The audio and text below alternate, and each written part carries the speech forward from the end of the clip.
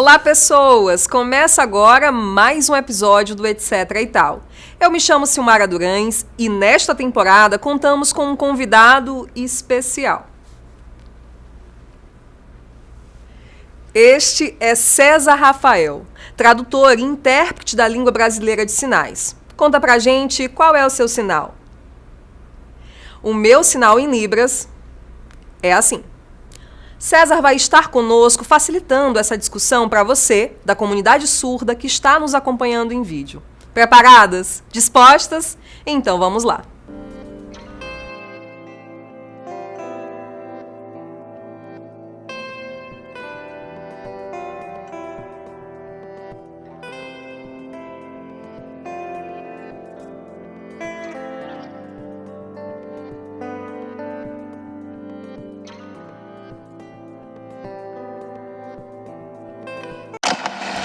Se tudo de moderno hoje, bora pensar, se tudo que a gente tem de moderno na questão da comunicação sumisse assim, pã.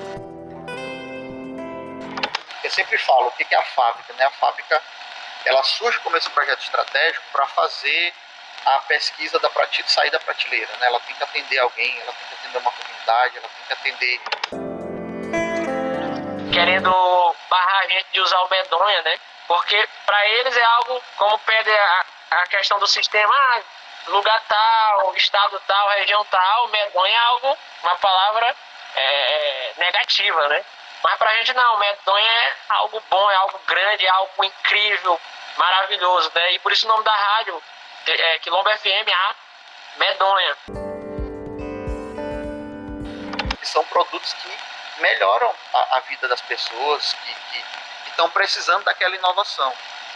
E eu digo muito que as universidades públicas, né, as universidades federais, os institutos federais, eles têm uma responsabilidade grande nisso, porque tem algumas startups, algumas empresas que ou elas vão sair daqui ou não vão sair de lugar nenhum. A gente tem essa responsabilidade. Oi, pessoa!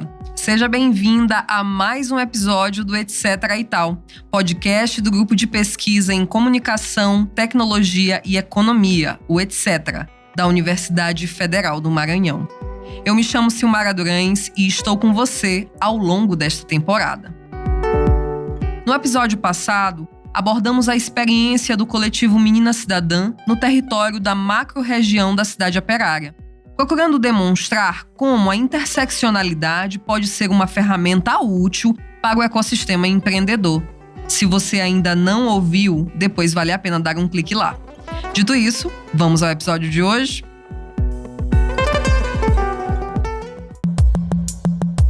Talvez essa tenha sido a história que me proporcionou o mergulho mais profundo.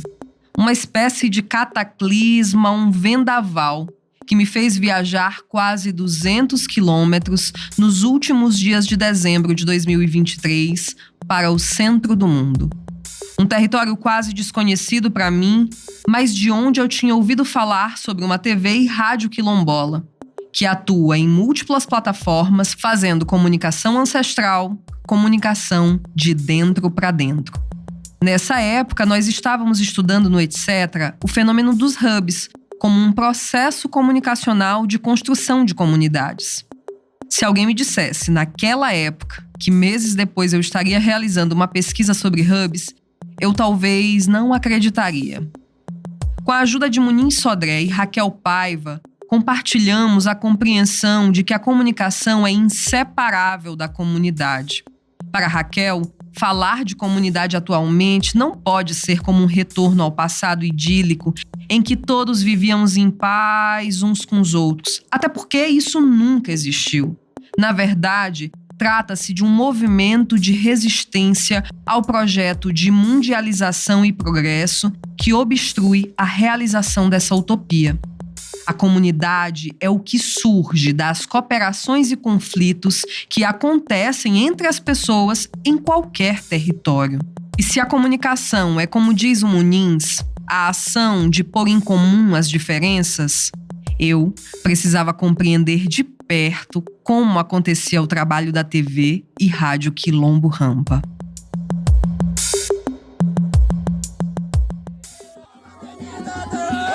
Esse é o Tambor da Mata, o evento mais esperado do ano no Quilombo Rampa. Em 2023, foi a 6ª edição de um lindo rito de passar que reuniu quilombolas e não quilombolas de pelo menos 20 comunidades diferentes.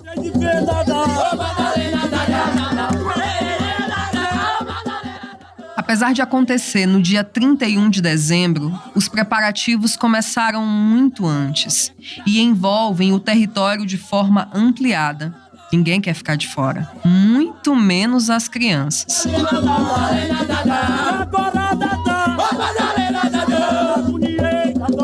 Essa é a música preferida de Fátima Leite, uma das principais mobilizadoras do território.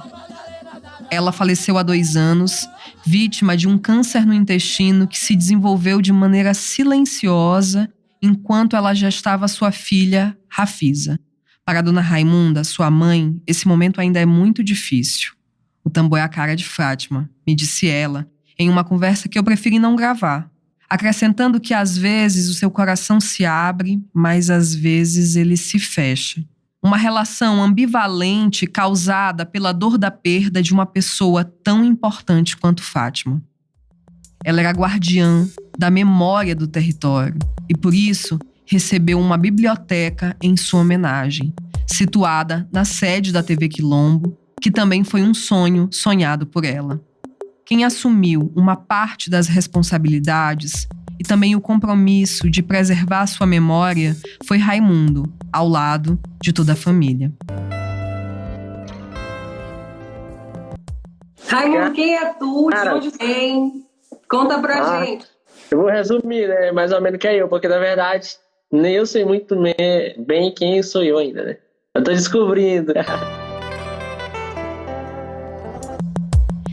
Esse é o medonho Raimundo Quilombo, em uma live que realizamos no Instagram do Etc., mas deixa que ele mesmo se apresenta.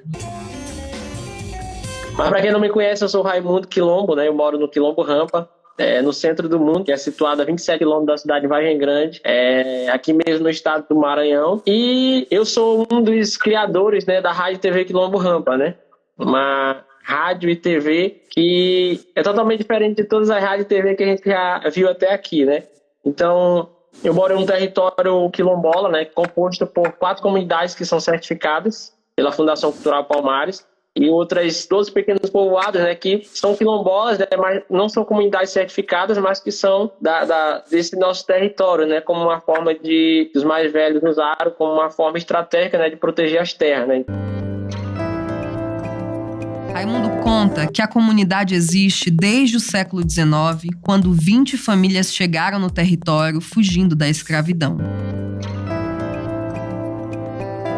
E a nossa comunidade, ela nasce, né, nessa luta pela liberdade, né, como todas as comunidades quilombolas nascem, né, nessa questão de você tentar ficar o mais longe possível daquele triste momento, né, dos capitães do mato, dos fazendeiros, dos malfeitores, né, que só queriam o mal ao nosso povo, né. Primeiramente, essa turma que chegaram aqui, eles chegam pelo rio Itapecuru, que tem a cidade de Pirapemas, aqui o rio fica a cerca de 27 quilômetros daqui, se situaram em uma comunidade próxima, né, da beira do rio. É Beira do Rio também o nome da comunidade, hoje também é conhecida como São Bartolomeu, mas como o rio passava muito perto, eles não se sentiram muito confortáveis, né, e aí eles começam a entrar de mata dentro para procurar um refúgio mais longe daquilo, né, daquela triste realidade. Vocês já devem ter percebido que essa conversa foi longa, mas a ideia de criar uma TV no território foi considerada loucura. É importante situar você que a energia elétrica só chegou ao Quilombo em 2006 e a internet em 2017. Então, quando a gente começa a se propor isso, né, parecia algo muito doido, né? As próprias pessoas ao nosso redor falavam, mas que loucura desses caras, né? Como é criar uma TV dentro de uma comunidade aqui quilombola sem ter o mínimo de recurso possível, né? A gente não tinha dinheiro, a gente não tinha câmera, a gente não tinha nada para criar uma TV, mas a gente vai criar uma TV para contar a nossa realidade, né? Contar uma realidade que já existe, né? Que já existe desde sempre, né? Que a gente até fala que a TV Quilombo, a Rádio Quilombo, ela não... A gente não usa aquele termo assim, a TV Quilombo dá voz para a comunidade. Não, a gente só mostra uma voz que já existe, né? Então, isso a gente vai aprendendo com o tempo. Em vários momentos, a questão racial toma relevo em nossa conversa. E não poderia ser diferente. Afinal, Quilombo é sinônimo de lugar seguro que foi autoconstruído como uma estratégia de enfrentamento à violência racial. O racismo estrutural é um fenômeno que organiza a nossa vida em sociedade. E, é claro, a nossa subjetividade. Ou seja, os nossos modos de ser, pensar e agir. Aqui, vemos isso acontecendo desde o surgimento da comunidade, como uma forma de autoproteção, até a maneira como educação, migração, saúde, acesso à internet e tantos outros fenômenos se manifestam. O que a noção de racismo estrutural coloca é que o racismo não é algo anormal, é algo normal. Normal no sentido de que, não que a gente deve aceitar, mas é que o racismo, independente de te aceitar ou não, ele constitui as relações no seu padrão de normalidade. Ou seja, o racismo, eu estou parafraseando até o Christian Laval, né, e o Pierre Dardot, quando eles dizem que o neoliberalismo é uma forma de racionalidade, eu quero acrescentar, o racismo é uma forma de racionalidade. Considerando as reflexões de Silvio Luiz de Almeida, advogado, intelectual brasileiro e atual ministro dos Direitos Humanos e da Cidadania do Brasil, se o racismo está aí e ele não é um fenômeno conjuntural, não é uma anormalidade, uma falha, mas ao contrário, um elemento que constitui e organiza a própria lógica de funcionamento da vida, então algo há que ser feito. Lembram da fresta? Pois é. A TV Quilombo é mais uma fresta que gostaríamos de apresentar a você. Então, a TV Quilombo é esse espaço da pessoa ser quem ela quer ser, né? Aí eu faço mais uma ligação referente ao acesso à universidade, né? Como é que tu vai ser diretor? Eu sou diretor, locutor e repórter de uma TV criada pela própria comunidade nesse momento aqui atual. E aí? A gente acha que vocês que estão nos acompanhando, o Mundo Quilombo teria toda essa bagagem, teria realizado esse sonho de ser repórter se a gente fosse esperar pela questão da universidade, que não é uma realidade nossa. E em seguida ele responde: Não, a gente não ia ter isso, entendeu? Mas não tem problema. Porque também serviu para a gente despertar muitas coisas, entre elas a questão de criar os nossos próprios espaços, né? Que aí parte também essa inquietação da TV Quilombo. Será que a gente vai ter um acesso facilitado nos meios de comunicação, nos grandes meios de comunicação, propriamente dito? Então faz todo sentido a gente criar o nosso, onde a gente vai, além de contar a nossa história, a gente vai poder ser quem a gente é do nosso próprio jeito, né? Então a TV Quilombo, ela surge muito nessa pegada mesmo dessa sobrevivência. Tipo, se a gente não tiver a ajuda de ninguém, se ninguém nos ajudar, a gente mesmo vai nos ajudar. Mas a gente não tem nenhum material, a gente vai criar os nossos materiais. E se ninguém parar para ouvir a gente mesmo vai se ouvir. Então, por isso que a gente chama uma comunicação de dentro para dentro, né? Que o principal ponto diz respeito à comunidade, É a gente que vai se filmar, é a gente que vai se escutar, é a gente que vai sentar para dizer se isso ficou bom ou se isso não ficou. É para a gente que a gente vai mostrar. Então não tem como, né? Não tem como não dar certo, né? É um espaço criado para nós, de nós para nós, de dentro para dentro. O melhor e a Rádio TV Quilombo Rampa tem a programação diferenciada que a gente ama.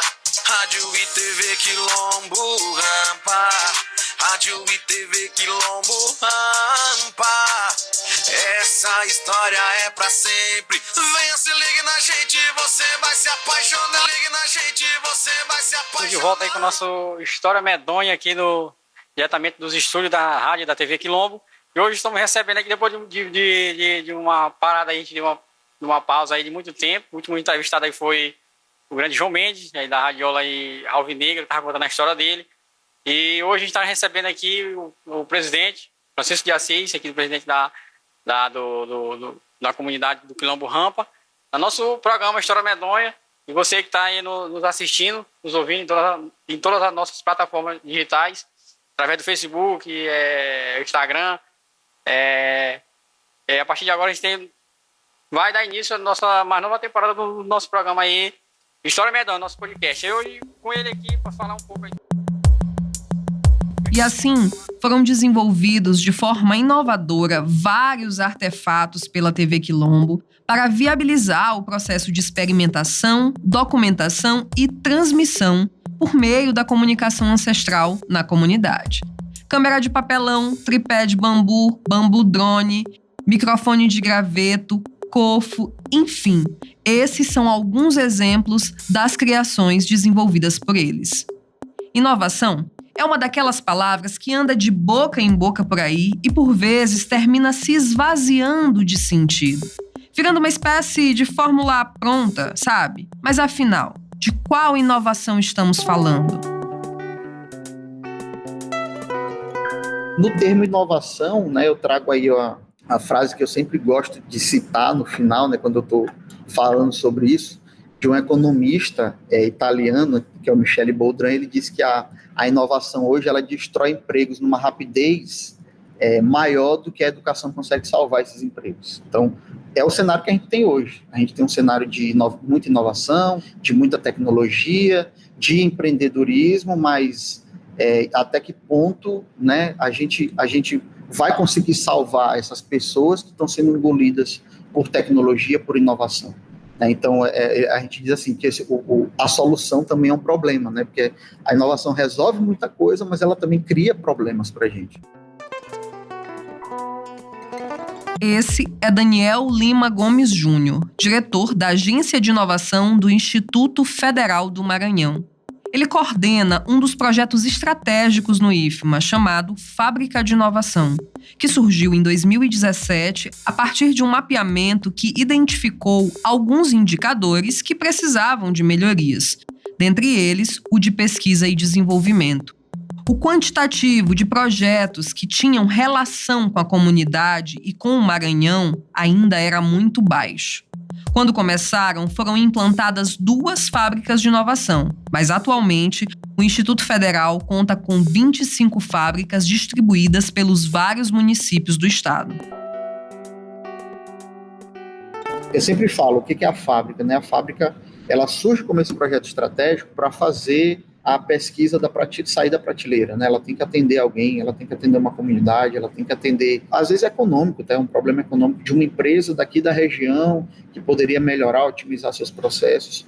Então, tudo isso a gente ataca. Esse ano nós vamos lançar 2 editais pelo Instituto, que são edital de inovação social e de apoio à criação e consolidação de startups. Então, acho que tem saído muita coisa desses 2 eixos, inovação social. Temos projetos com comunidades quilombolas, temos projetos ali no Barra do Corda, que trabalha com as aldeias, né? Então, assim, tem muito projeto que está olhando para essa questão da inovação social, mas tem projeto, sim, que envolve o repasse de recursos para a instituição, financiamento, teve laboratórios que a gente já conseguiu montar dentro da instituição com recursos dessas empresas, e aí, óbvio, a empresa está investindo porque ela quer ter um ganho, né? Ela quer melhorar seus processos, ela quer ter pessoal capacitado, muitas vezes. Então, isso a gente tem feito também, uma das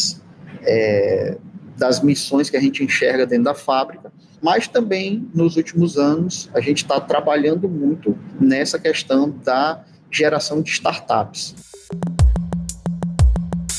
Ainda há pouco, Daniel descreveu um cenário bastante desafiador, onde a inovação pode ser percebida a um só tempo como uma arma econômica que vai produzindo um lastro de destruição alimentada por um apetite voraz em nome do progresso. E se pensarmos a inovação como um lento processo de negociação coletiva, onde as soluções só podem emergir a partir do encontro entre os atores envolvidos, E se a inovação tiver como premissa o respeito à diversidade, partindo da singularidade étnica, racial, etária, territorial, de gênero entre os atores envolvidos. Isso aí foi o pessoal da Finlândia, né, que trouxe isso daí. Eles batem muito nessa tecla, dizendo, às vezes, eu trazer cabeças que pensam diferente, eu chego em resultados mais inovadores. Eles falam isso abertamente. E isso realmente a gente experimentou durante o La Passion. As equipes que eram montadas para os problemas eram um da computação, um da engenharia civil, o outro da psicologia, o outro da... Então você juntava pessoas de formação diferente, de base até, como você estava comentando, a base é completamente diferente. Só que isso dá um olhar, você monta, o problema é esse. Cada um vai ter uma sugestão, às vezes, muito diferente. Aqui, o Daniel me contou sobre o La Passion, um programa de capacitação internacional envolvendo uma parceria entre instituições de ensino do Brasil, Chile, Uruguai, Portugal, Espanha e Finlândia. O programa recebeu financiamento do Fundo Europeu Erasmus Mundus e o IFMA era o representante da região Nordeste. O La Passion, ele foi um projeto, ele encerrou em 2022. Na verdade, acho que estendeu até 2023 por conta da pandemia ali. Mas a ideia, ele é um programa. A gente submeteu para um edital do Erasmus Plus Capacity Building, né, do programa Erasmus, que é um fundo europeu que investe, né, em muitos projetos de pesquisa, e foi feita essa rede, né, de conexão desses atores aí que estavam participando. A proposta foi submetida com todos esses atores, e a Finlândia ela é referência, né, no contexto da inovação, da administração empreendedora, eles são referência no mundo. E tivemos professores que foram daqui do Brasil para lá, tivemos profissionais que vieram da Finlândia para o Brasil, para o Chile, para o Uruguai. Então essa conexão foi interessante. Tanto o reconhecimento sobre a importância de equipes multidisciplinares para fomentar os processos de inovação, quanto a necessidade de produzir soluções a partir do seu lugar, foram aprendizados oriundos dessa experiência que teve repercussões positivas nas fábricas, segundo Daniel. Porque na Alemanha o pessoal faz muito esse direcionamento. Eu não vou trabalhar projeto de pesquisa que não seja de um problema aqui do meu entorno. Eu não vou fazer isso. E às vezes a gente faz isso muito no Brasil. No Brasil, às vezes o cara sai para o mestrado, sai para o doutorado e, sei lá, vai para qualquer lugar desse mundo e ele fica muito craque em alguma coisa que é do contexto daquele local para onde ele foi fazer o mestrado e doutorado dele.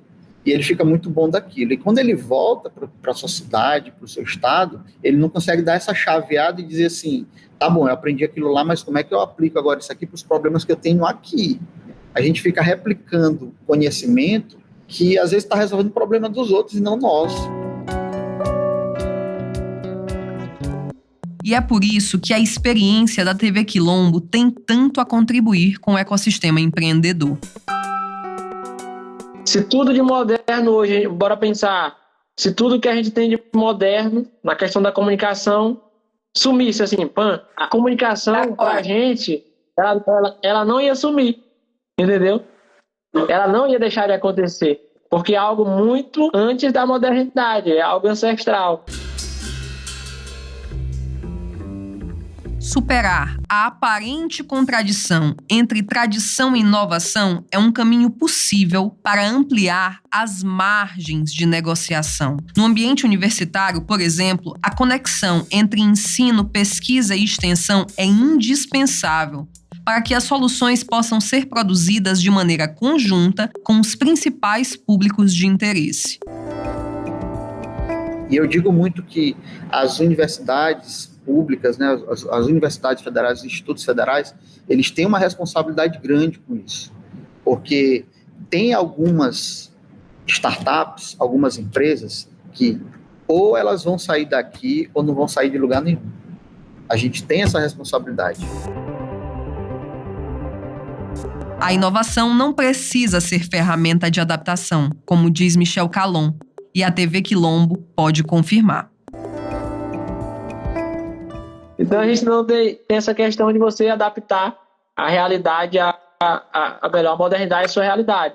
Ah, mas não tem a luz para alumiar a live. Ah, mas a gente ia colocar uma lamparina, a gente ia acender uma fogueira. Então a gente tem muito essa ideia de que, tipo assim, saiu tudo aqui de moderno, mas a comunicação ela não vai parar. Sim. Por outro sistema vai parar. Então essa adaptação, a gente parte desse ponto, né, Silmara? Dizer assim, isso aqui faz parte da nossa história, é nosso, isso aqui a gente sabe fazer, isso aqui a gente domina, isso aqui a gente não domina, então não é nosso, então é ele que tem que se adaptar.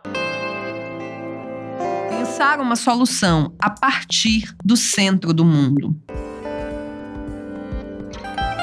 Por isso, quando eu falo que aqui é o centro do mundo, né, tem muito na questão da identidade, né, da gente, né, tem muito da pegada de Milton Santos, né, que foi um cara gigante, né, preto, à frente do seu tempo, né, no estudo da geografia. E aqui ele está falando como se deu esse link entre a geografia e a comunicação na sua vida. Raimundo também é geógrafo de formação e atua como professor do ensino médio na cidade de Itapecuru. E quando ele fala da questão de o centro do mundo, o teu lugar, o lugar mais importante para ti é o lugar onde tu está e te sente bem e onde tu tem tuas raízes firmadas. A inovação, de onde temos olhado, é uma oportunidade de reprojetarmos a vida de modo comunitário, onde o global e o local se distinguem apenas pela amplitude de suas redes. A beleza da inovação para Calon é a possibilidade de partirmos em uma viagem cujo destino é desconhecido. Mas se não sabemos aonde vamos, pelo menos estamos juntos. A gente está aqui hoje no Manetô, porque eu nunca tinha vindo, né, cara? Mas é um lugar muito bonito.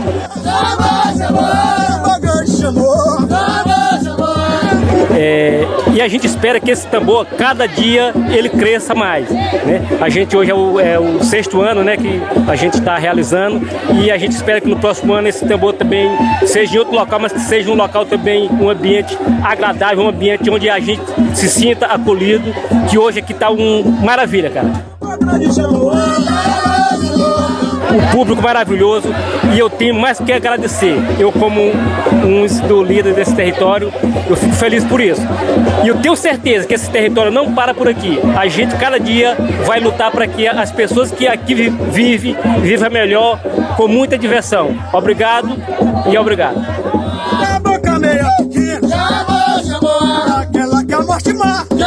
Este podcast é uma realização do grupo de pesquisa Etc., da Universidade Federal do Maranhão. Esta 3ª temporada é um dos resultados da pesquisa de iniciação científica da estudante do curso de Comunicação em Audiovisual da UFMA, Silmara Durães, com bolsa da Fundação de Amparo à Pesquisa e ao Desenvolvimento Científico e Tecnológico do Maranhão, FAPEMA, e foi orientada pelo professor Ramon Bezerra Costa. A pesquisa, roteiro, produção e apresentação desse episódio foi feita por mim, Silmara Durães.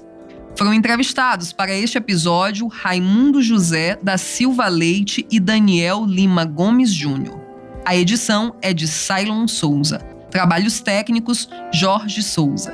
Este episódio contou com áudios de Tambor da Mata 2023 e também com trechos de programas da Rádio TV Quilombo Rampa, disponível no YouTube da TV Quilombo Rampa, e da entrevista O que é Racismo Estrutural com Silvio Almeida, pela TV Boitempo, também disponível no YouTube. A capa é de Camila Franciello.